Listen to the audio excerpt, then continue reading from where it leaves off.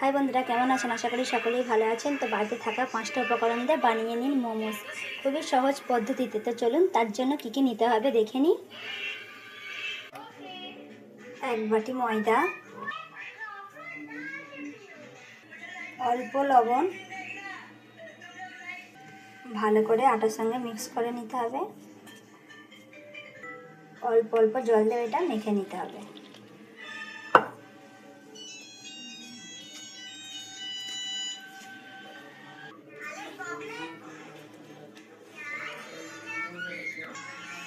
ঠিক এরকম একটা নরম ডো তৈরি করতে হবে।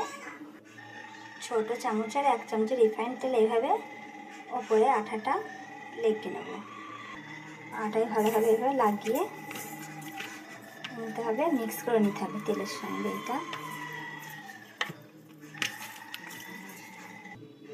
এবার এটা 5 মিনিট রেস্টে রেখে দেবো। অল্প চিকেন আর একটা পেঁয়াজ কুচি নিয়েছি, এইটা মিক্সারের জারে পিষে নেব।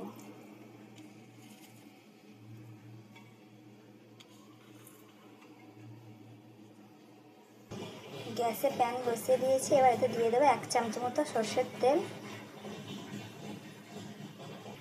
তেলও গরম হয়ে গেছে হালকা, এবার দিয়ে দেবো চিকেন আর পেঁয়াজের পেস্টটা।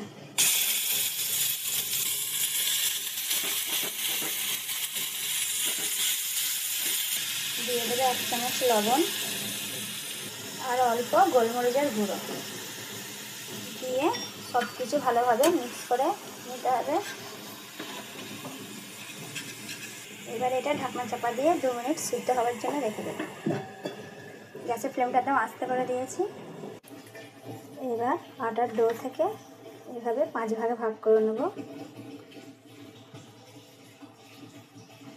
যেই ধরনের রুটি বেলা হয় ঠিক সেই ধরনের লেচি কেটে নিয়ে এইভাবে ভাগ করে নেব।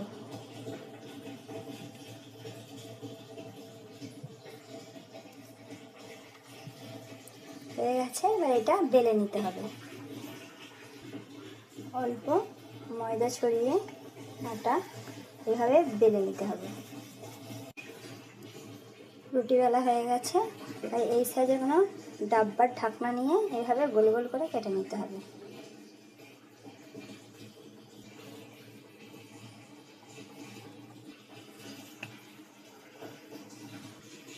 এইভাবে প্রত্যেক কটা কেটে নিতে হবে। 2 মিনিট হয়ে গেছে, গ্যাসটা বন্ধ করে দেবো। আর দেখুন মাংস থেকে যে জলটা বেরিয়েছে, মাংস পেঁয়াজ থেকে ঠিক দেখুন জলটার পর সব শুকিয়ে গেছে। ঠিক এই ধরনের হবে। এইভাবে করে একটু ঝুড়ো ঝুড়ো করে নিতে হবে। 2 সাইডটা এইভাবে জল লাগিয়ে নিতে হবে।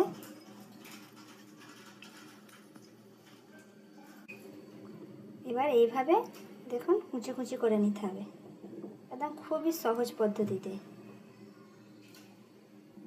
2 সাইডটাই এইভাবে।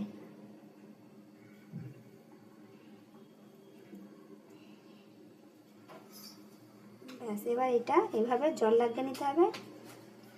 নিয়ে এই দেখুন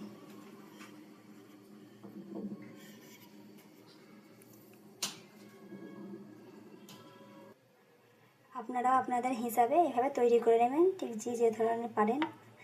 আমি যেমন খুব একটা আমারটাও সুন্দর হয়নি, দেখুন আমি ঠিক যেই রকম পারি ঠিক সেই ধরনেরই বানিয়েছি।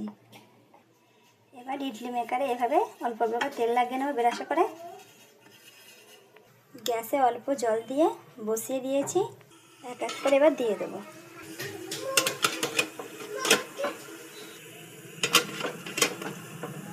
ঢাকনা চাপা দিয়ে 2 মিনিট রেখে দেবো। সেই ফ্লেমটা কিন্তু হাই রাখতে হবে।